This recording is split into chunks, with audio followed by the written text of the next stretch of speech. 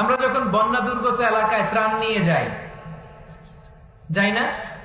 উত্তরবঙ্গে বন্যা, দক্ষিণাঞ্চলে বন্যা, আমরা যখন ত্রাণ নিয়ে যাই তখন কি খুঁজে খুঁজে মুসলমান ঘর কোনগুলো ওগুলারে ত্রাণের প্যাকেট দিব এভাবে দেই? কিভাবে দেই? সবাই দেই, ঠিক কিনা? কারণ মানবতা যেখানে বিপন্ন, ইসলামের ত্রাণ সেখানে আছে না নাই?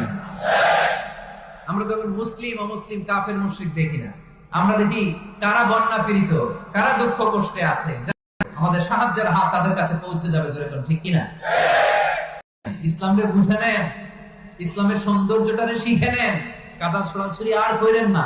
কত সুন্দর ধর্ম আল্লাহ আমাদেরকে উপহার দিলেন, আর এই ধর্মটারে আমরা কুৎসিত করতে করতে, কালো করতে করতে শেষ করে দিয়েছি।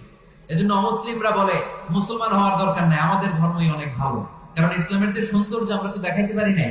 ওরা তো আমগো দিকে তাকাইলেই দেখে এ আরে বলে কাফের, ও রে বলে মুশরিক, ঠিক কিনা? এরা বলে